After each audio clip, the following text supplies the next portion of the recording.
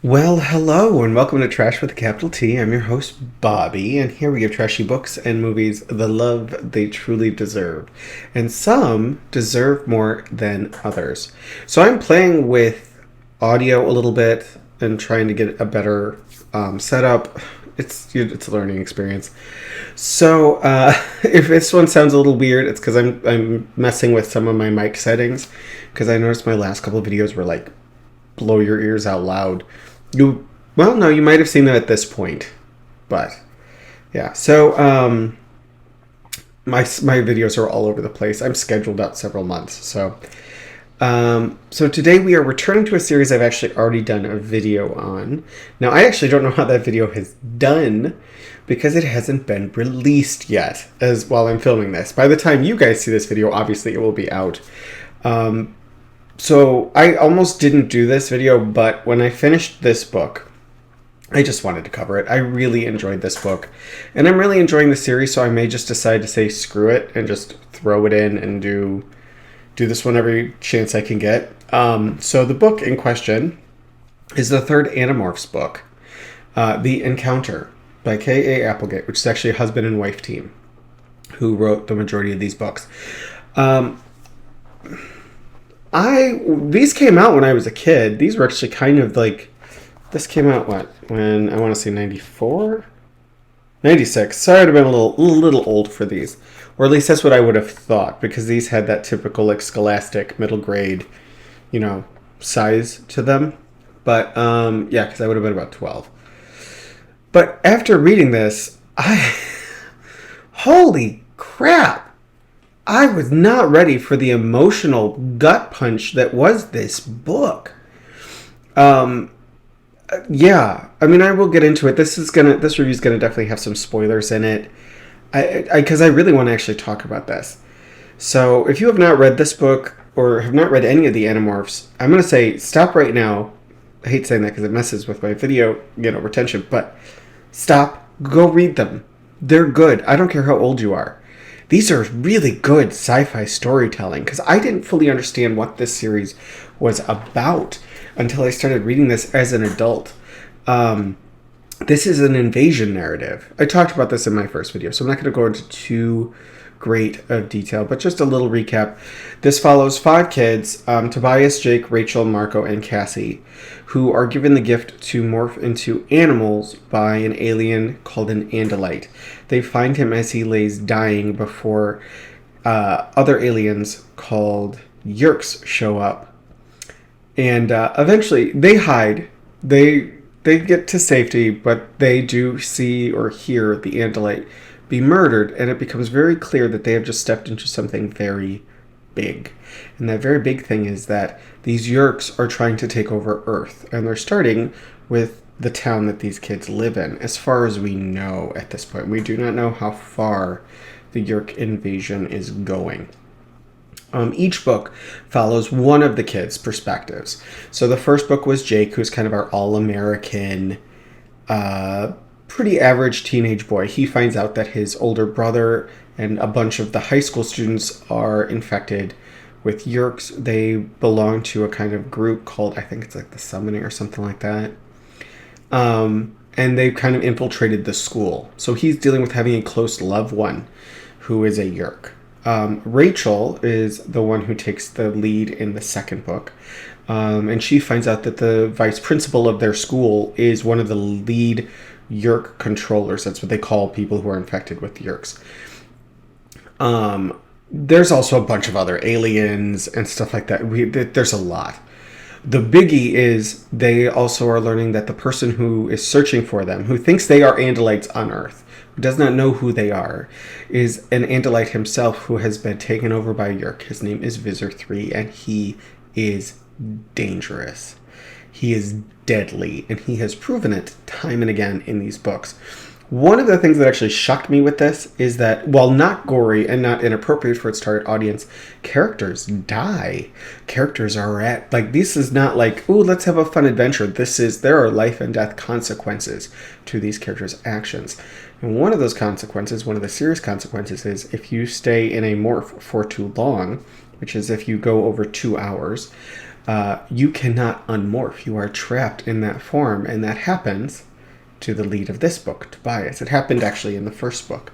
So our character in this book spends his entire time as a red-tailed hawk.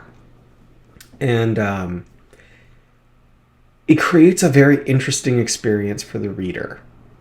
Now, let's go through the plot a little bit, and I'll get into what I mean by that through the plot. So the book actually starts with him and Rachel helping free another red-tailed hawk who is being held as a mascot for a used car sales lot.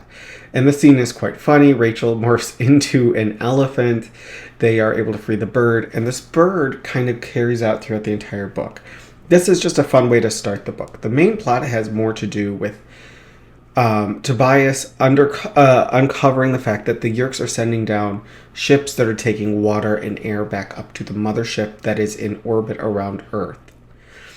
And they are trying to figure out a way, he and the other Animorphs are trying to figure out a way to make this ship, which is cloaked, visible so that they can expose the Yeerks, so that maybe someone else can step in and do something about this invasion. And the plot kind of pulls all of the kids into trying to figure a solution. That's our kind of like big alien plot.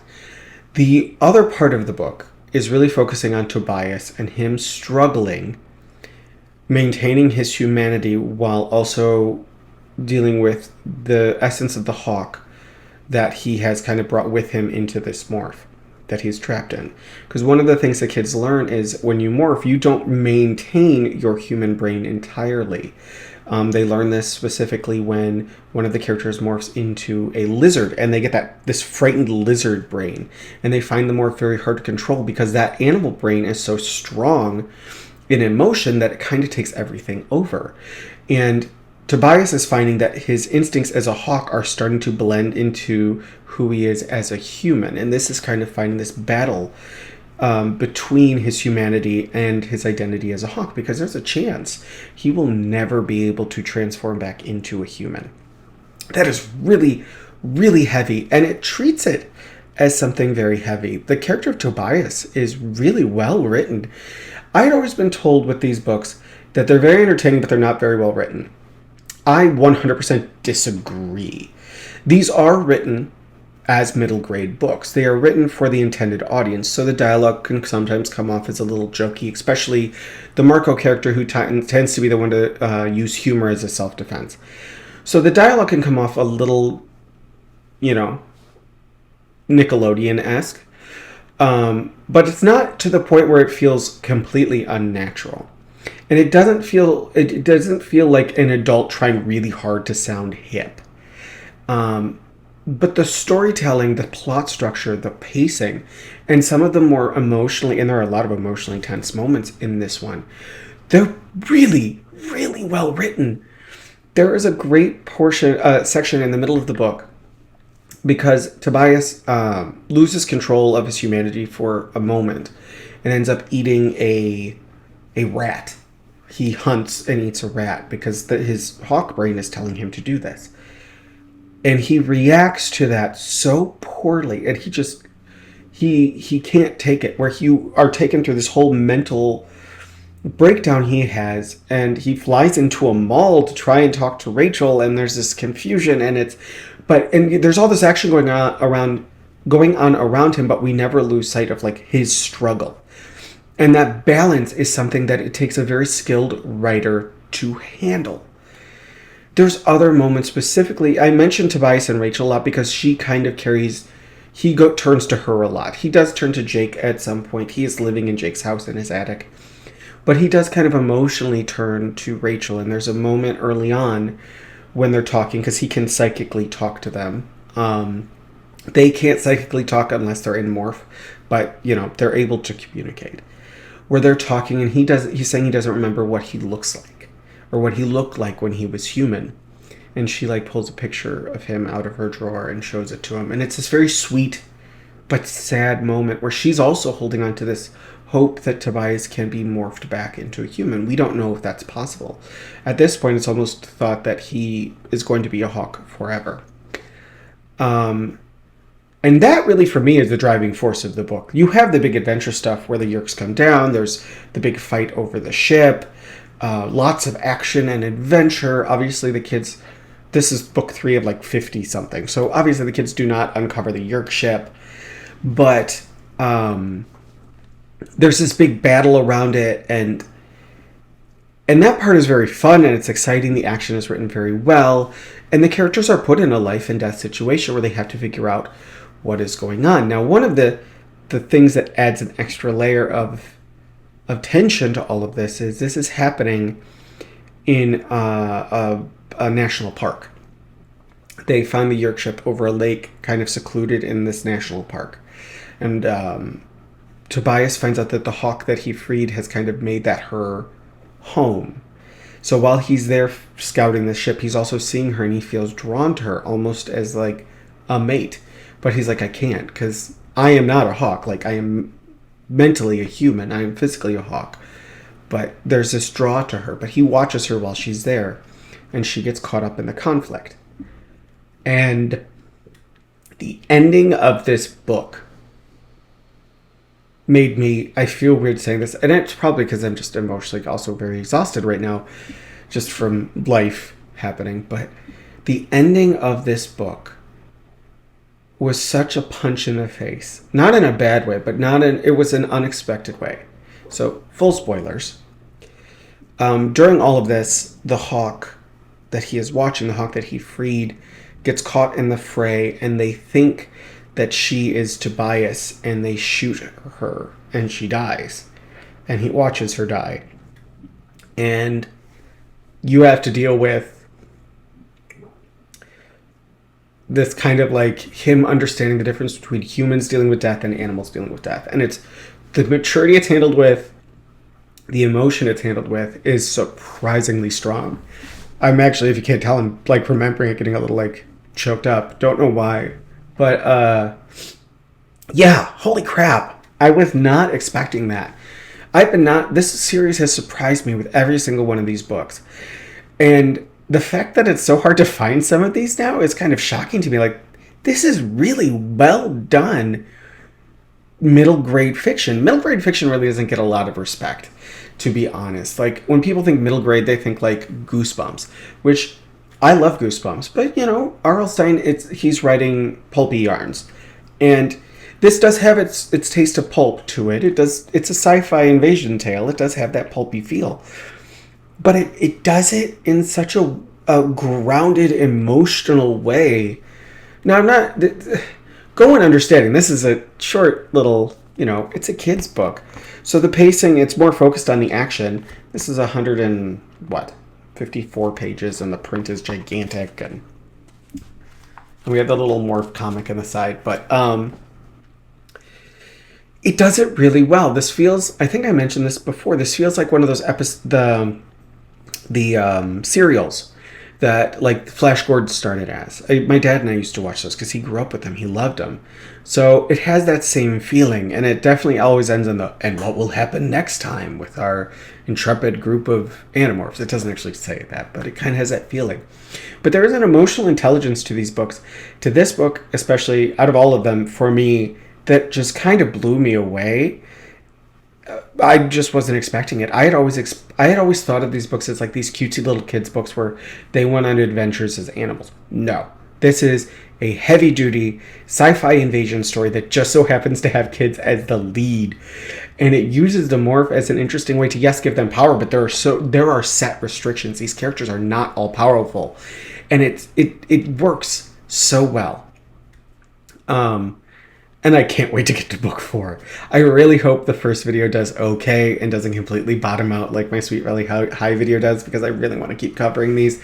I'm going to still keep reading them. I just have a lot of fun talking about them to the camera, and like, I hope you guys respond to them really well, because these are fun books. If you're an adult, I don't care how old you are. I'm 40 years old.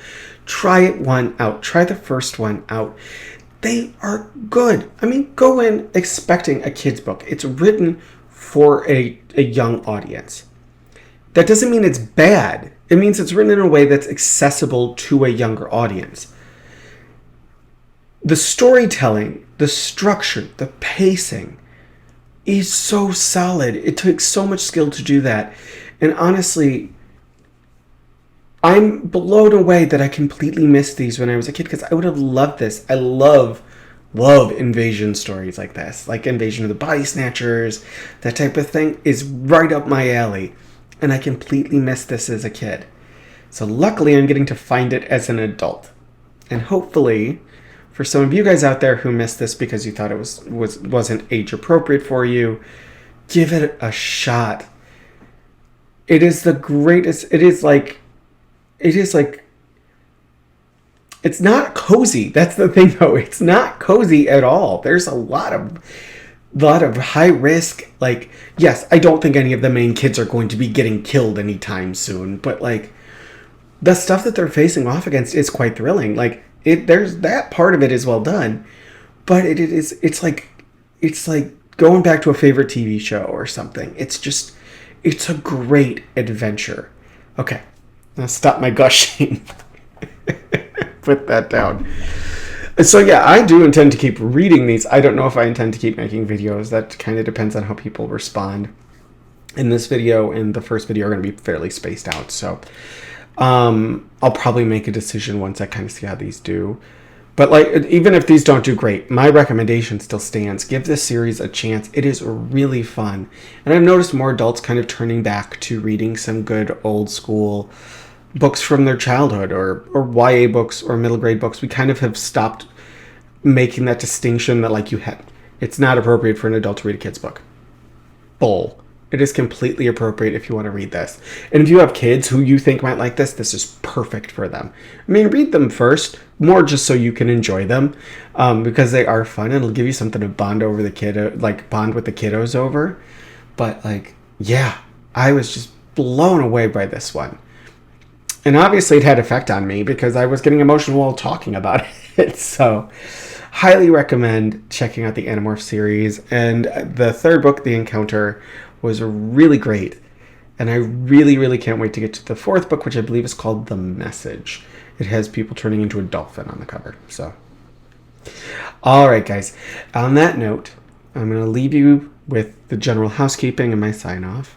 New videos are posted here every Sunday, 8:30 a.m. Eastern Time. Occasionally I do a Wednesday drop if I have something special, like my last... I just did one for Divinely Trashy, my first little sub-series that follows Christian fiction.